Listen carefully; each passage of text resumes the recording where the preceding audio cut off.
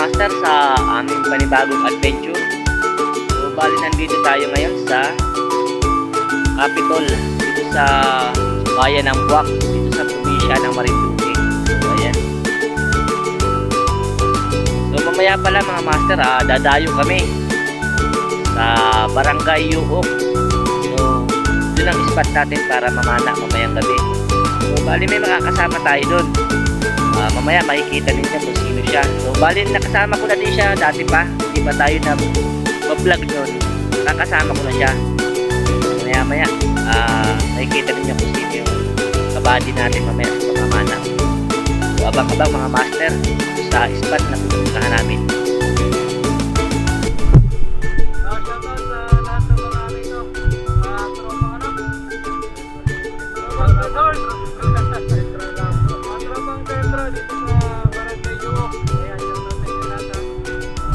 At ayan mga master, ang ating kabady ngayong gabi, si Katusok Dreams Adventure. So ayan, andito na kami sa spot sa Barangay Yuok, dito sa bayan ng Buena Vista.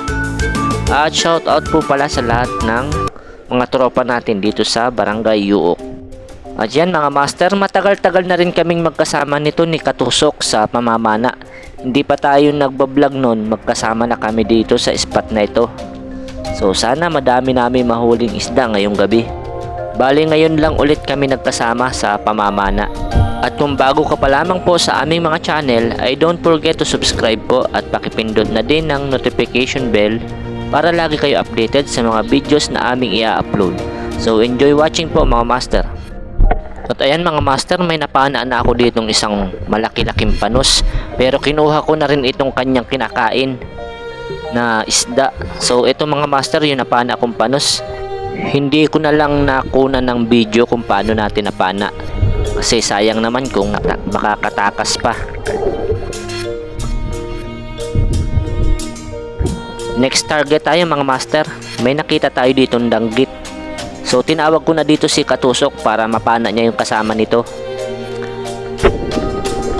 So ayan, nahuli ko naman yung isang danggit. Pero ayan, si Katusok naman ang susunod na papana, kasi para mahuli niya yung kasama nung napana natin na danggit. At yun mga master, paalala ko lang po sa mga bago pa lang sa pamamana, ingat po tayo dyan sa tinik niyan, kasi masakit yan makatinik.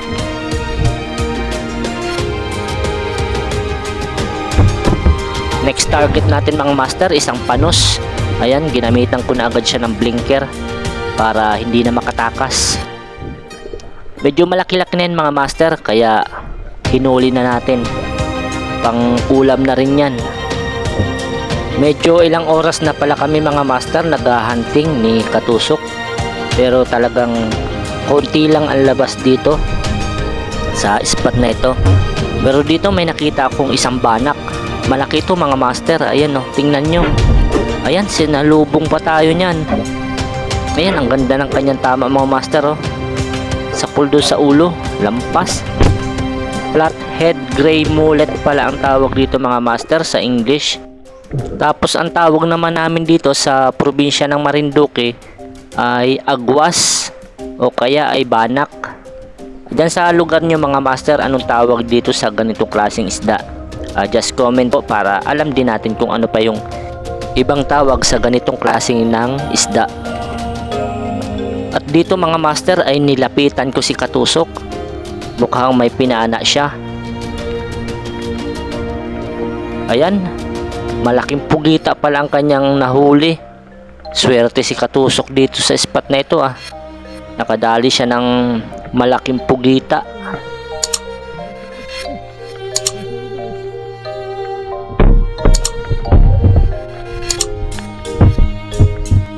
At medyo gumilid ako ng langoy mga master. Tapos may nakita tayo ditong ayan, isang pugita din. Hindi man ganun kalaki sa nahuli ni Katusok, pero pwede ng pang ulam yan. May kalahating kilo na rin yan, kaya huhulihin na natin yan.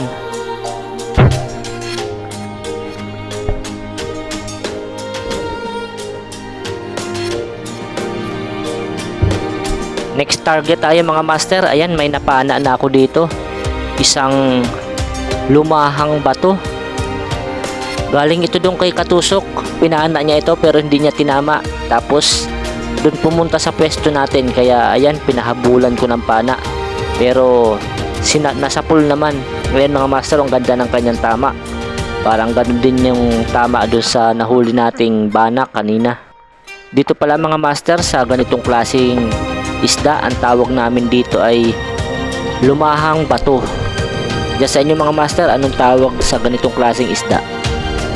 Next target tayo mga master, at sumisid na nga ako kasi may nakita ako ditong isda. Hindi ko lang maklaro kung anong klaseng isda yon. Ayan, pinana ko na.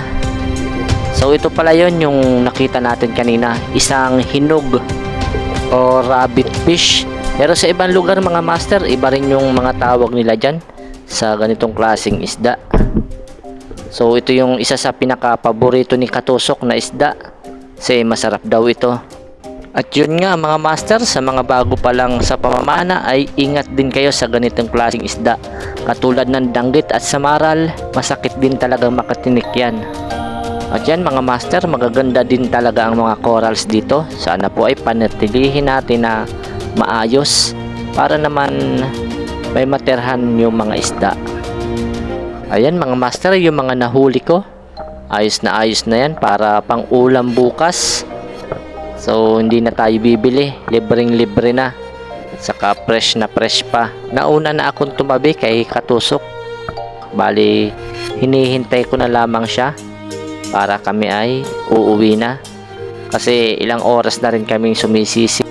Siguro mga 3 o 4 na oras. At ayan si Katusok mga master. At sisilipin kung ano yung mga nahuli niya.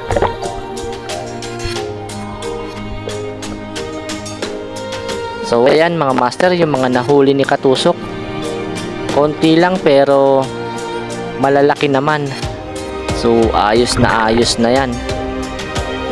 May pang-ulam na rin siya. So ayan mga master, bawi na lang tayo next pamamana natin. Hindi naman kada pamamana natin ay maraming huli. Syempre minsan jackpot, minsan sakto lang. Pero ayos na yung mga nahuli namin. At least kahit papano hindi na kami gagastos para bumili ng isda. So ayan mga master, at kami ay uuwi na rin. At maraming salamat po sa inyong panunood. At kita-kits po tayo mga master next adventure. Mabuhay po kayo lahat. Ingat po kayo palagi. Maraming salamat po, and God bless you all.